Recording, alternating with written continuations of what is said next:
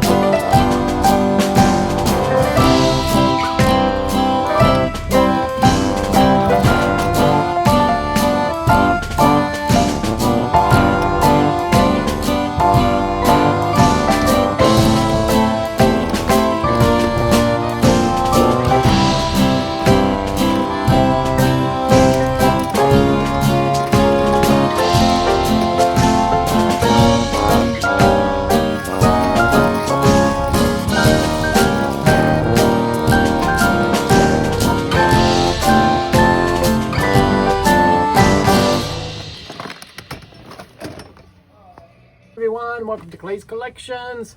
Hope you enjoyed our little shop along at the bins today. It was actually pretty quiet, not too many people there. and most of them were the clothing people. So I had the bins myself, and I shouldn't say by myself. Most of the time I was by myself. I found a few nice vintage items, but mostly I found books. It's been books lately. They've been the items that have been selling for me, and so I'm drawn to them. Although there were some fun vintage Christmas items I found, a couple of them, and anyway, different things that I think you'll enjoy. I certainly enjoy them, and I'm thinking of stuff that I sell on Whatnot, so a number of these are probably go on Whatnot, as well as down to the Pink Elephant, I'm afraid. Not much eBay stuff. Maybe one item, but I think we're going to use it first. So you have to stay tuned to see what that is. One of the things I look for, yeah, as far as to sell, like at the Pink Elephant or even on eBay sometimes, depending upon what it is, but I look for local stuff like Minnesota items. And I happen to find these playing cards. They are Paul Bunyan Telephone, which is a local Minnesota company up in Bemidji, Minnesota. And they have different advertising things. I just think it's unique, Paul Bunyan Telephone. So these I'll put down at the Pink Elephant, you know, $4 or $5. They are something local that people will like and see and pick up. It's amazing how much stuff I take down there, this local souvenir stuff that sells very quickly. Now this is a little unusual item. I pick up a lot of, I'm picking up less now than I used to, but I picked up a lot of artwork over the years. But this is a photograph, and you know, it's a seascape photograph of the lighthouse, so it's got some appeal just on the nature of it. But what appealed to me more was on the back. It was taken in the Azores, Portugal. And many of you know my grandfather immigrated from Portugal, so it has a connection to me, and that's what ultimately made me decide to pick that one up. And I did look up at the photographer, and photography was kind of one of her interests. It wasn't her main career, and she's not well known for it. But she recently passed away, which is kind of sad. In 2019, she was only 63, which is just 2 years older than I am. So anyway, so yeah, there's a lot of that there. All right. I found this little stuffed plush of a clown, but it says tag along on his side, and on the back it's half pint and tag along. And so there are actually two of these dolls, half pint, and then this one is the tag along doll. And this is worth about $10 for this little guy. There's only one listed. Little dust balls on him. He's very clean, actually in very good condition. So I'm not sure if he will go on eBay, Whatnot, or the Pink Elephant. Probably not the Pink Elephant. I have not had great luck selling plushes at the Pink Elephant. I did find Mr. Vintage Snowman, who is the holly and berry styrofoam ball with the head. Yeah, I've had this where he's actually, you know, he's had chimes, and I think that may have been what he originally would have had, and somebody took the chimes out, or he just was one without the chimes. I don't know. But I've had him before. I did find a vintage Hershey's chocolate ornament, a little Hershey's chef making the chocolate kisses there. I thought it was adorable. It's made in Taiwan, still has the original tag on it right there, Hershey's tag. So that was a good find. And I found a Precious Moments. It's marked Precious Moments on the bottom. See if it's got a year. 1989 it looks like. No, what does this one say? 1994 is what her outfit says. Little Christmas girl in a Santa outfit. That's cute. I found this. I don't know why I picked it up, but I do well with these little funky things. This one says Subway 1994. So I don't know what that character is. If you guys know, let me know. I haven't looked him up. I wasn't too worried about him. Oh, this was kind of exciting. I found this. It's in, you know, the head of a barbershop quartet type of guy from the 1920s with the bow tie. It's a wine stopper, but it's marked made in Italy. It's silver plate. It's got Italy right there. So yeah, I thought that was pretty fun. I don't know if you guys remember, a few weeks ago I picked up a Hillbilly wine stopper, bottle stopper, and that sold right away at the Pink Elephant. So put it out, it sold within a couple days. So those are the kind of things I look for. They're, you know, unusual, collectible, that kind of stuff. This very old cookie cutter of a little chick for Easter. It's got the metal and the handle. It's very cute. And then I also picked up this rabbit one with the red handle. Again, this is an older one. You don't see those as often. I picked this up for my mom. She was looking for 100% cotton yarn. Here's one, a sugar and cream and a blue, white, and yellow. So Mom, it's coming your way. I already mentioned it to you. And found this barn needlepoint ornament. I thought that was pretty cute.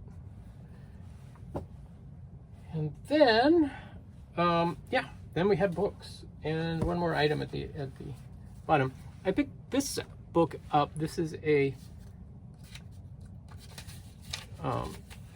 Marian Children's Missal. It's in perfect condition, beautiful. No names, nothing written on it.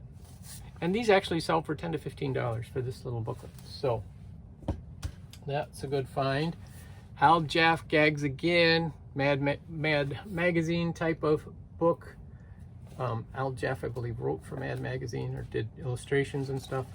This is one of his joke books. It's actually in really, really good condition, given that those were pretty well read usually. I did pick up 4 of these Tom Swift books. Tom Swift and the Sonic Boom, Tom Swift and the Space Squadron, no, Solartron, Tom Swift and the Phantom Satellite, Tom Swift and his Outpost in Space. Apparently there was a whole collection of these because there was a note that's, you know, that was on them.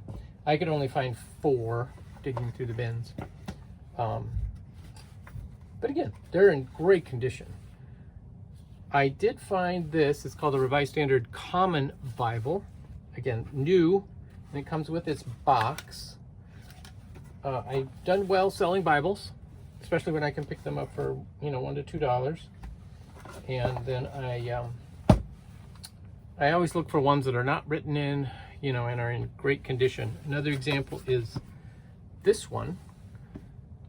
This is an unusual one. I've never seen one like this. This is the NIV version, New International Version. It's written so that one page is the text and the other page is blank, so you can put notes on it. And it has the little paper protectors, so you can write the notes without indenting the paper, the next page. So yeah, I've never seen one quite like this. It's just the New Testament, and yeah, it doesn't even have the Psalms. It's only the New Testament, but not written in. The only issue is it has just a couple little creases in the back pages there, which again, it's just like one page that can be, you know, unfolded. It's a leather, feels like a bonded leather finish. Doesn't say. There's an ISBN number, which is the easiest way to look them up. So I was excited about that. Because again, Bibles have done well for me. Excuse me, I'm going to drink my coffee. That's part of my Monday go to the bins, go to Chick-fil-A, pick up an iced coffee, talk to my mom on the phone as I drive back to the shop here. So there, you're getting to see some of my insight of my Monday routine. Christ Indwelling and Enthroned by J. Oswald Sanders. What's interesting about this one, this is a first edition, 1938, I believe. It's printed in Canada. Zondervan Evangelical. This is the not the Canada. This is published in, this one was published in London, this edition. Marshall, Morgan, and Scott. First edition. Oh, I just noticed a little buggy got in there and chewed through the pages. But That didn't damage any of the text. It's just the very corner of the book. And sorry, I'm reading on the front cover. H.E. Almquist. But none of those names are Almquist, which is very interesting. Oh, that must be the seller. So yeah, I could not find this particular edition anywhere. Could be a good sign, could be a bad sign, I don't know, but it's a good book. All right, Versalog, Slide Rule Instructions. So this is a book on using your Versalog slide rule. Tells you all of the different things you need to know to use your slide rule. I never knew how to use a slide rule, but I didn't know you could buy books for all of that too, but you can. That's like a $15 book. The Show Off, this is actually a play. It's the script to the play. And what's amazing is it's only got a couple sections where there's a little bit of highlighting, but for the most part, it's not been written in or anything like that. Usually these are pretty well used, shall we say. I have no idea if it has any value. I just like playbooks personally. All right, this one intrigued me because of the title. The Chinaman as We See Him by Ira Condon. And this was written in 1900. All right, so we know in the 1800s there was a large influx of people from China and Japan and other Asian countries to help build the railroads and different things like this. And then it was also, I believe at this time, there was some traveling between the different countries. And so this is actually a book talking about all of the interactions between China and our impressions of the Chinese people, which is really interesting. And it's the Alliance Gospel Tabernacle Library is what this was in, which is interesting. So yeah, so that was, again, this particular, I can find this book, it's been reprinted. You can find modern copies, but I cannot find this particular edition, which looks like the first edition. So to me, that's a good find. I don't know. All right, and I'm on a roll with my autographed books, because Creepy Crystal Tales, it's just a little pamphlet book, but look, it's signed. Best wishes, Roger Neal. This is version 2. Wonder if version 1 was in them. And so this is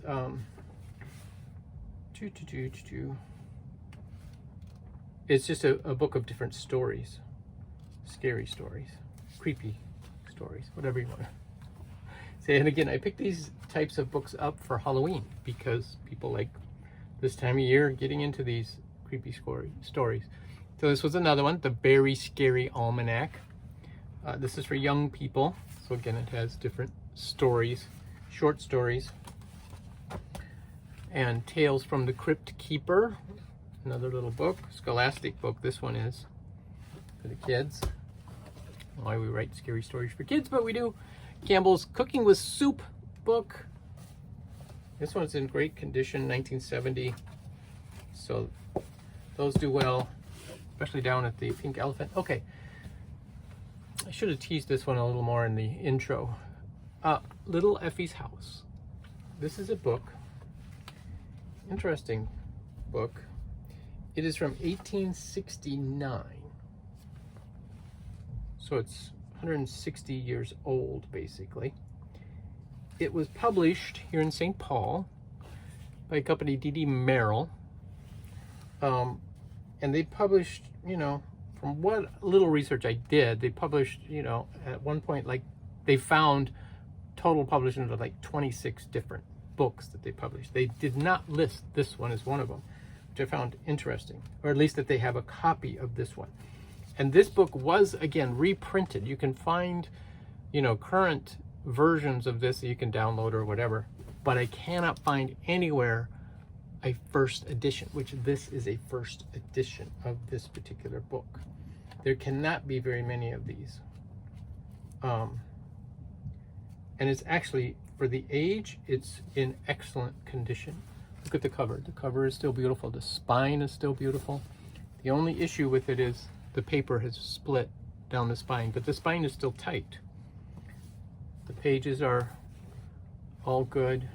The back is very good shape. I couldn't believe when I saw that it's 1869 because it's been very well taken care of. The fact that that silver inlay, you know, the printed inlay on the silver is in amazing shape. So I have no idea on that one what that could be worth. Also found this one, Kenilworth, by not F. Scott Fitzgerald. What's his name? Scott. Walter Scott. This one, it, again, is a very old version. W.B. Conkey in Chicago. This does not have a date on it. But you can tell here's the company's logo. I'll have to do some more research even just to see what years that company was in business, because that will help narrow down when this could have been published. Because yeah, there's no cover page, it just goes right into the story. So now this says introduction, Abbotsford, March 1st, 1831. I don't think it would be quite that old, but it's possible.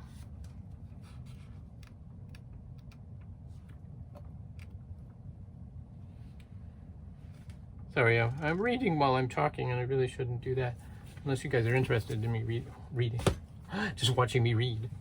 So yeah, so I found some, you know, what I think are very unusual and what I would call rare, because they're not easily found. If you can do a quick search on eBay and you find them, or, you know, some of these others, they're not that rare a book. But when these, you can't find anything on them, that means they're pretty rare in that they're not being sold.